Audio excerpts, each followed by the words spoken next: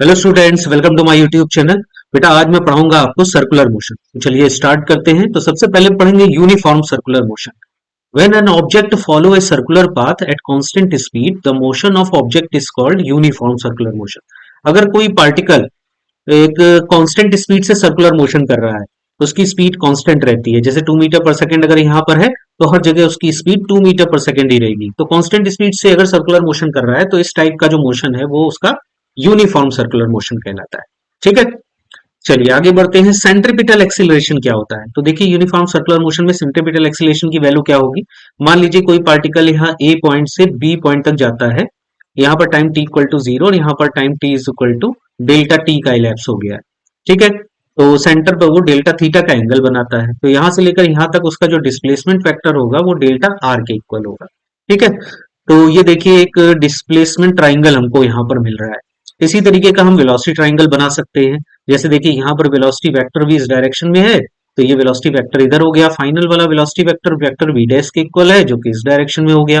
तो change in velocity vector delta V इस direction में हो जाएगा। इसका भी एंगल डेल्टा थीटा का बनेगा सेंटर पे, जितना ये डेल्टा थीटा का बन रहा है। तो ये दोनों जो ट्राइंगल होंगे वो सिमिलर टाइप के होंगे, तो इनमें हम रिलेशन यूज कर सकते हैं delta V upon V is equal to delta R by R. ठीक है, अब आ जाइए एवरेज एक्सीलरेशन की जो वैल्यू होगी इस ए पॉइंट से लेकर के बी पॉइंट तक के बीच में, वो delta V by delta T के इक्वल होगी। और एवरेज एक्सीलरेशन में अगर time delta T tending to 0 होने लगे तो यही एवरेज एक्सीलरेशन इंस्टेंटेनियस एक्सीलरेशन में कन्वर्ट हो जाता है। तो instantaneous acceleration will be equal to limit delta T tending to 0 delta V by delta T के इक्वल हो जाएगा। डेल्टा वी की वैल्यू अगर हम यहां से पुटअप करें delta R into V by R, तो इसमें पुटअप कर दे तो ये बन जाएगा ये रिलेशन। तो यहाँ से देखो v बाई आर को अगर हम सेपरेट कर लें तो limit delta T tending to 0 D R by D T बन जाएगा v के इक्वल। तो ये वैल्यू आ जाएगी v स्क्वायर बाई आर। तो इंस्टेंटेनियस एक्सीलरेशन की वैल्यू हो गई v स्क्वायर बाई आर, और यही इंस्टेंटेनियस एक्सीलरेशन ही सेंट्रीपिटल एक्सीलरेशन है। ठीक है, तो सर्कुलर मोशन में किसी पॉइंट पर जो सेंट्रीपिटल एक्सीलरेशन की वैल्यू होगी ac, वो होगी v square by R. v यहाँ पर उसकी लीनियर वेलोसिटी है और r उसकी रेडियस। ठीक है, चलो भाई आगे बढ़ते हैं। इसके बाद एक टर्म आता है एंगुलर वेलोसिटी, जिसको हम लोग ओमेगा से डिनोट करते हैं। और एंगुलर वेलोसिटी इक्वल टू होता है rate of change of displacement delta theta by delta T. जैसे लीनियर वेलोसिटी इक्वल टू होता है linear change of displacement rate of change of displacement delta S by delta T, वैसे ही angular velocity equal to होता है delta theta by delta T. तो omega को लिख सकते हैं हम delta S by R into delta T. तो यहां से देखो delta S by delta T की वैल्यू v के इक्वल हो जाएगी, तो ये बन जाएगा v बाई आर। तो लीनियर वेलोसिटी और एंगुलर वेलोसिटी में हमारे पास रिलेशन आ गया v is equal to R omega. ठीक है, ये इंपॉर्टेंट रिलेशन है सर्कुलर मोशन के लिए, आपको याद रखना है। v is the linear velocity, ये लीनियर वेलोसिटी होगी, और r रेडियस है, और ओमेगा की जो वैल्यू है वो एंगुलर वेलोसिटी। ओमेगा जो होता है वो एक्सियल वेक्टर होता है। यहाँ पर ध्यान दीजिए आप नीचे, मान लीजिए कि कोई पार्टिकल एंटी क्लॉकवाइज डायरेक्शन में सर्कुलर मोशन कर रहा है। ठीक है, जैसे ऊपर से अगर हम देखते हैं तो एंटी क्लॉकवाइज डायरेक्शन में सर्कुलर मोशन कर रहा है। तो जैसे ये देखिए थंब रूल से हम एंगुलर वेलोसिटी की डायरेक्शन को फाइंड आउट कर सकते हैं। अगर ऊपर से देखने पर एंटी क्लॉकवाइज डायरेक्शन में मोशन हो रहा है तो हमारी फिंगर चलेगी लीनियर वेलोसिटी की डायरेक्शन में जो कि एंटी क्लॉकवाइज होगी, और जो थंब की डायरेक्शन होगी अपवर्ड वो एक्सियल वेलोसिटी यानी कि एंगुलर वेलोसिटी को रिप्रेजेंट करेगी। उसी तरीके से अगर क्लॉकवाइज मोशन हो रहा है तो एंगुलर वेलोसिटी की डायरेक्शन जो है वो डाउनवर्ड होगी। ठीक है, तो ये एंगुलर वेलोसिटी वेक्टर होता है। Linear velocity vector, angular velocity vector और रेडियस वेक्टर, इन तीनों में ये रिलेशन होता है v is equal to omega cross R. ठीक है, जैसे ओमेगा की डायरेक्शन देखो ये अपवर्ड है और r रेडियस वेक्टर की डायरेक्शन इधर होगी, तो ओमेगा क्रॉस r जब आप करोगे तो इन साइड आ जाएगी लीनियर वेलोसिटी की डायरेक्शन। ठीक है, तो linear velocity v is equal to omega cross r के इक्वल होता है। अच्छा, AC इज इक्वल टू हो गया v स्क्वायर बाई आर, और v को अगर हम r ओमेगा लिख देंगे तो यही r ओमेगा स्क्वायर के इक्वल हो जाएगा। तो ये सेंट्रीपिटल एक्सेलरेशन की वैल्यू लीनियर वेलोसिटी और एंगुलर वेलोसिटी के टर्म में भी होती है। ओमेगा को हम लिखते हैं 2 पाई बाई टी, और यही वैल्यू 2 पाई f के इक्वल होगी। 1 बाई टी जो है लीनियर फ्रीक्वेंसी के इक्वल हो जाएगा 1 upon time period. So AC is equal to v square by R, और यही r ओमेगा स्क्वायर, और ओमेगा की वैल्यू को अगर हम 2 पाई बाई टी यहाँ पुटअप कर दें तो यही 4 pi square upon T square के इक्वल हो जाएगा। और ओमेगा को अगर हम 2 पाई एफ लिख दें तो r into 4 pi square F square के इक्वल सेंट्रीपिटल एक्सेलरेशन की वैल्यू आ जाएगी। ठीक है, तो इस तरीके से सेंट्रीपिटल एक्सेलरेशन याद रखिएगा कि इतने फॉर्मूलों पर डिपेंड करता है। ठीक है, इनसे रिलेटेड क्वेश्चंस आ सकते हैं, तो आपको ये रिलेशन याद रखना है। It is the most important relation. ठीक है, याद रखिएगा। चलो भाई आगे बढ़ते हैं। अब देखिए, सर्कुलर मोशन करते हुए पार्टिकल में कई सारी चीजें पूछी जाती हैं, जो हमने नोट करके इंपॉर्टेंट इंपॉर्टेंट पॉइंट्स के टर्म में आपको यहाँ पर बताया है। जैसे मान लीजिए पार्टिकल ए से लेकर बी तक मोशन कर रहा है, ई इक्वल टू जीरो पर यहाँ है, टी इक्वल टू टी पर यहाँ। ठीक है, डिस्प्लेसमेंट वेक्टर ये डेल्टा आर का हो जाएगा इसका। तो डिस्प्लेसमेंट वेक्टर जो डेल्टा आर है, उसको हम लिख सकते हैं 2r साइन थीटा बाई 2। ठीक है, डिस्प्लेसमेंट वेक्टर की वैल्यू, डिस्प्लेसमेंट वेक्टर एक्चुअल में क्या है, displacement vector is the vector r2 minus r1। ठीक है, इनके डिफरेंस के इक्वल। अब याद करो, दो वेक्टर के मैग्नीट्यूड जब सेम होते थे, जैसे ये वेक्टर ए है, ये भी वेक्टर ए है ना, दोनों के बीच का एंगल थीटा है, तो याद करो इनका जो डिफरेंस आता था डेल्टा ए, वो value 2a sign theta by 2 के इक्वल होती थी। ठीक है, या फिर दोनों वेक्टर बी बी के होते थे, तो वही resultant 2b sign theta by 2 के इक्वल होता था। तो ये रिलेशन आपको याद रखना है। अगर डिस्प्लेसमेंट वेक्टर आपसे पूछे सर्कुलर मोशन में, तो उसकी वैल्यू हो जाएगी 2r साइन थीटा बाई 2। ठीक है, जहां पर थीटा जो है वो सेंटर पर बना हुआ एंगल है। इसी तरीके से magnitude of change in velocity अगर पूछता है, जैसे एवरेज वेलोसिटी डेल्टा वी अगर हमको निकालना है, तो delta V is equal to क्या होता है, delta S by delta T. तो यहाँ पर डेल्टा एस का मैग्नीट्यूड, यानी कि जो मैग्नीट्यूड होगा डिस्प्लेसमेंट वेक्टर का, वो 2r साइन थीटा बाई 2 के इक्वल हो जाएगा। तो एवरेज वेलोसिटी अगर ए से लेकर के बी तक में हमको फाइंड आउट करनी है, तो उसकी वैल्यू हो जाएगी 2r sign theta by 2 by T के इक्वल।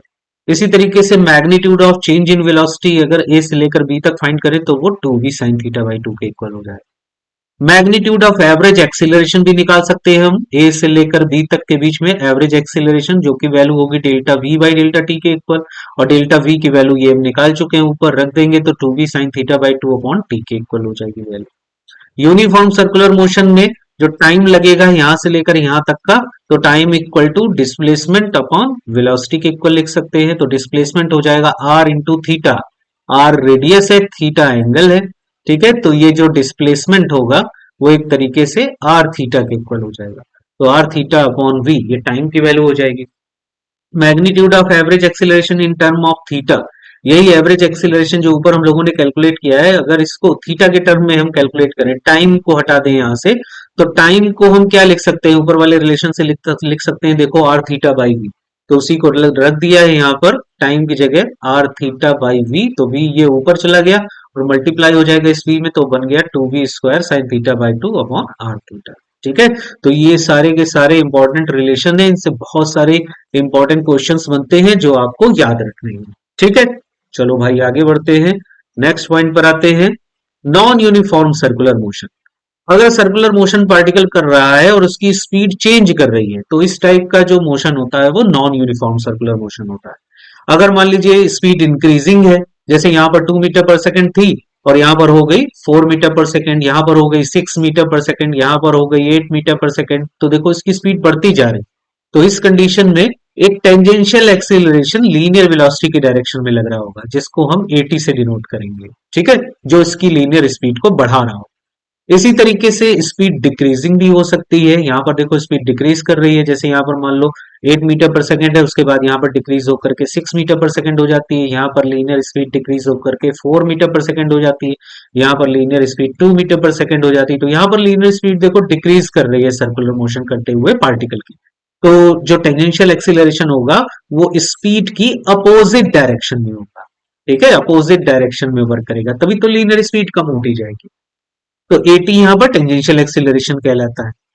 तो v इज इक्वल टू देखो होता है आर ओमेगा, इसको अगर हम दोनों तरफ डिफरेंशिएट कर दें तो dv by dt equal to R D omega by dt। ये dv बाई dt बन जाएगा at टेंजेंशियल एक्सीलरेशन, और d omega by dt rate of change of angular velocity बन जाएगा एंगुलर एक्सीलरेशन, जिसको हम अल्फा से डिनोट करते हैं। तो अल्फा यहाँ पर है एंगुलर एक्सीलरेशन। ठीक है, तो एक और एक्सीलरेशन यहाँ पर आने लगता है जब नॉन यूनिफॉर्म सर्कुलर मोशन होता है, जिसको हम लोग बोलते हैं एंगुलर एक्सीलरेशन। ये एंगुलर एक्सीलरेशन भी एक वेक्टर क्वांटिटी होती है, और इसकी डायरेक्शन कैसे होगी ध्यान दीजिए यहाँ पर। जैसे particle anti clockwise circular motion कर रहा है, ठीक है, ऊपर से देखने पर इस तरीके से एंटी क्लॉकवाइज कर रहा है, और लीनियर जो वेलोसिटी है वो इंक्रीज होती जा रही है। तो देखो ओमेगा की डायरेक्शन ऊपर की तरफ होगी, और जब यही लीनियर वेलोसिटी इंक्रीज होगी तो ओमेगा भी इंक्रीज होगा, क्योंकि v equal to R omega होता है। तो ओमेगा बढ़ रहा होगा यहाँ पर, तो ओमेगा बढ़ रहा है तो फिर अल्फा उसी डायरेक्शन में होगा जिस डायरेक्शन में ओमेगा होगा। क्यों? क्योंकि ओमेगा इंक्रीजिंग है, तो अल्फा ही तो उसकी ओमेगा को बढ़ा रहा होगा। जैसे याद करो लीनियर मोशन में अगर लीनियर वेलोसिटी बढ़ती जा रही है तो लीनियर एक्सीलरेशन किस डायरेक्शन में होगा? वेलोसिटी की डायरेक्शन में होगा। उसी तरीके से अगर एंगुलर वेलोसिटी बढ़ रही है तो एंगुलर एक्सीलरेशन किस डायरेक्शन में होगा? एंगुलर वेलोसिटी की डायरेक्शन में होगा। तो यहां पर देखो अल्फा की डायरेक्शन अपवर्ड होगी। और इसी तरीके से अगर मान लीजिए एंटी क्लॉकवाइज मोशन हो रहा है लेकिन वेलोसिटी जो है लीनियर वाली वो डिक्रीजिंग है, तो ओमेगा भी क्या हो जाएगा? डिक्रीज। और अगर ओमेगा डिक्रीज कर रहा होगा तो एंगुलर एक्सीलरेशन किधर होगा? फिर उसके अपोजिट डायरेक्शन में होगा। तो ओमेगा की डायरेक्शन अगर अपवर्ड है और ओमेगा डिक्रीजिंग है तो अल्फा की डायरेक्शन फिर डाउनवर्ड डायरेक्शन में हो जाएगी, उसके अपोजिट डायरेक्शन में। ठीक है, तो अल्फा जो है वो एंगुलर एक्सीलरेशन होता है और ये एक एक्सियल वेक्टर है। अच्छा, सर्कुलर मोशन में नॉन यूनिफॉर्म सर्कुलर मोशन जब होगा तो टेंजेंशियल एक्सीलरेशन भी आ जाएगा और सेंट्रीपिटल एक्सीलरेशन भी आएगा। तो प्लेन में, इस वाले प्लेन में जो रिजल्टेंट एक्सीलरेशन की वैल्यू बनेगी वो इन दोनों के रिजल्टेंट के बराबर होगी। तो नेट एक्सीलरेशन यहां पर होगा अंडर रूट ऑफ AC का स्क्वायर प्लस AT का स्क्वायर। अगर आपसे एंगल पूछता है, ठीक है, जैसे मान लो ये AT और AC के बीच में एंगल, सपोज दैट जो रिजल्टेंट एक्सीलरेशन बन रहा है उसका AC से एंगल क्या होगा, अगर फाई कैलकुलेट करवाना चाह रहा है तो टेन फाई इक्वल टू देखो AT बाई AC के इक्वल हो जाएगा। ठीक है, इस तरीके से हम टेन फाई की वैल्यू को कैलकुलेट कर सकते हैं। अच्छा, टेंजेंशियल एक्सीलरेशन जो है ये इसका अल्फा के साथ जो रिलेशन है वो वेक्टर फॉर्म में भी होता है। ठीक है, तो वेक्टर फॉर्म का रिलेशन भी आपको याद रखना है। Vector AT is equal to होता है vector alpha cross vector R. ठीक है, इसको हम यहां से समझ सकते हैं। देखो जो अल्फा है ये ऊपर की डायरेक्शन में है और रेडियस वेक्टर इस डायरेक्शन में होगा, तो अल्फा क्रॉस आर जब आप करोगे तो उसकी डायरेक्शन इन साइड आएगी। ठीक है, अल्फा क्रॉस आर की डायरेक्शन जो होगी वो इन साइड आएगी। तो अल्फा क्रॉस आर देखो AT की डायरेक्शन को रिप्रेजेंट करेगा, है ना, इस डायरेक्शन में होगा AT, वो AT यहां पर होगा tangential acceleration. AC centripetal acceleration, इसका भी रिलेशन ओमेगा और V के साथ होता है। तो देखो ओमेगा क्रॉस V की डायरेक्शन AC के इक्वल होती है। ठीक है, ओमेगा देखो इस डायरेक्शन में है और V जो होगा वो लीनियरली इस डायरेक्शन में होगा, तो ओमेगा क्रॉस V करेंगे तो सेंट्रीपिटल एक्सीलरेशन की डायरेक्शन इस तरीके से सेंटर की तरफ आ जाएगी। ठीक है, तो ये सेंट्रीपिटल एक्सेलरेशन ओमेगा और V में रिलेशन होता है। ठीक है, इनसे भी रिलेटेड बहुत अच्छे अच्छे इंपॉर्टेंट क्वेश्चंस बनते हैं, तो इनको आपको याद रखना है। और ये ऊपर वाला रिलेशन भी मोस्ट इंपॉर्टेंट है, AT is equal to R alpha और V is equal to R omega, इनको भी आपको अच्छे से याद रखना है। ठीक है, चलो आगे बढ़ते हैं। Formula used for circular motion. देखो जैसे लीनियर मोशन में हम इक्वेशन ऑफ मोशन यूज करते हैं ना, जैसे v equal to u plus a t, v square equal to u square plus two a s equal to u t plus half a t square, s tth second में चला गया displacement, u plus half a two t minus one. उसी तरीके से angular motion में भी ये relation use कर सकते हैं अगर अल्फा कांस्टेंट है। जैसे यहां पर लीनियर मोशन में ए कांस्टेंट होता है ना, लीनियर एक्सीलरेशन कांस्टेंट होता है, तो ये इक्वेशन हम यूज कर सकते हैं। उसी तरीके से एंगुलर मोशन में अगर अल्फा की वैल्यू कांस्टेंट है, एंगुलर एक्सीलरेशन कांस्टेंट है, तो ये वाली इक्वेशन हम यूज कर सकते हैं। ठीक है, जैसे v equal to u plus a t होती है वैसे ही omega is equal to omega naught plus alpha t होती है। ठीक, ओमेगा यहाँ पर जैसे फाइनल एंगुलर वेलोसिटी है, जैसे यहाँ पर ये फाइनल लीनियर वेलोसिटी होती है वैसे ये फाइनल एंगुलर वेलोसिटी, ये इनिशियल वेलोसिटी होती है, ये इनिशियल एंगुलर वेलोसिटी, ये लीनियर एक्सीलरेशन, ये एंगुलर एक्सीलरेशन, और टी टाइम तो ये भी टाइम। ठीक, जैसे v square equal to u square plus two a s है, फाइनल एंगुलर फाइनल वेलोसिटी का square equal to initial velocity का square equal to two a s. तो उसी तरीके से ये फाइनल एंगुलर वेलोसिटी का square equal to initial angular velocity का square plus to alpha theta. ठीक है, जहां जहां ए है वहां अल्फा आ जाएगा, जहां जहां एस है डिस्प्लेसमेंट वहां वहां थीटा आ जाएगा, एंगुलर डिस्प्लेसमेंट। ठीक है, इसी तरीके से s equal to u t plus half a t square, ये बन जाएगा theta equal to omega naught t plus half alpha t square. S t th equal to u plus half a two t minus one, ये बन जाएगा theta t th equal to omega naught plus half alpha two t minus. ठीक है, तो जैसे linear motion में ये equation use करते हैं उसी तरीके से एंगुलर मोशन में हम ये वाली इक्वेशंस यूज करके प्रॉब्लम्स को सॉल्व करेंगे। ठीक है, बात समझ में आई बेटा? तो इतने सारे फॉर्मूले और कॉन्सेप्ट आपको सर्कुलर मोशन में याद रखने हैं।